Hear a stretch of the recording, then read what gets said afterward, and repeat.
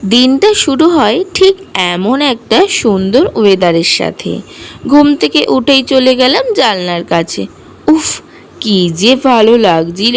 বৃষ্টি ভেজে সকালটা। কিছুদিন আগেই এত প্যাচ প্যাচে গরম ছিল, ফাইনালি বৃষ্টি হওয়ায় সবাই একটু রিলিফ পেলাম। আরে তোমাদের তো বলাই হয়নি, আমাদের একজন রিলেটিভ মারা গেছেন, তাই কিন্তু গুরুদশা চলছে। যেহেতু যিনি মারা গেছেন তিনি আমাদের খুব কাছের একজন রিলেটিভ, তাই কিন্তু 13 দিন আমাদেরকেও পালতে হচ্ছে। আর এই 13 দিনের মধ্যে অলরেডি কিন্তু 4 দিন হয়েও গেছে। গুরুদশার জন্য বাড়ি থেকে সেভাবে বেরাতেও পারছি না, তাই মাথায় কোনো কন্টেন্টও আসছে না। তাই ভাবলাম গুরুদশার 13টা দিন বাড়িতে কি কি করব সবকিছুই তোমাদের সাথে শেয়ার করব। আমার এই ভিডিওটা ছিল কিন্তু রবিবারের, কিন্তু রবিবার কিছু কারণবশত আমি এডিট করতে পারিনি, তাই আজ সোমবার, আজকেই তোমাদের সাথে শেয়ার করছি। যেহেতু গুরুদশা চলছে তাই তেল হলুদ মশলা কিছুই খাওয়া যাবে না এই 13 দিন, তাই ডাল তরকারির কালার তো এরকম হবেই। এবার জানি অনেকেই বলবে আমাকে এই সময় তো সেদ্ধ ভাত খেতে হয়, তাহলে তোমরা তরকারি কেন খাচ্ছ?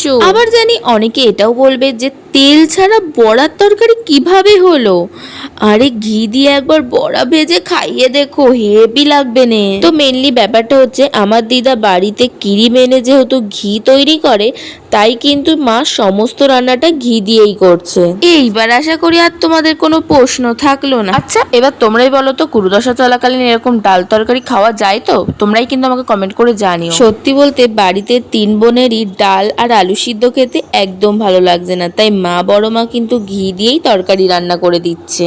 যদিও ঘি দিয়ে আলু সেদ্ধ বা ডাল তরকারি এগুলো করলে বেশ ভালোই লাগছে খেতে। দেখো প্রথমে ভেবেছিলাম তোমাদের সাথে গুরুদশা অবস্থা ভিডিও শেয়ার করবো কিনা, তারপর ভাবলাম যে না, সবকিছুই যখন শেয়ার করি তাহলে এগুলো কেন বাদ যাবে, তাই কিন্তু তোমাদের সাথে শেয়ার করছি। তো যাই হোক, দেখা হচ্ছে নেক্সট ভিডিওতে। টাটা।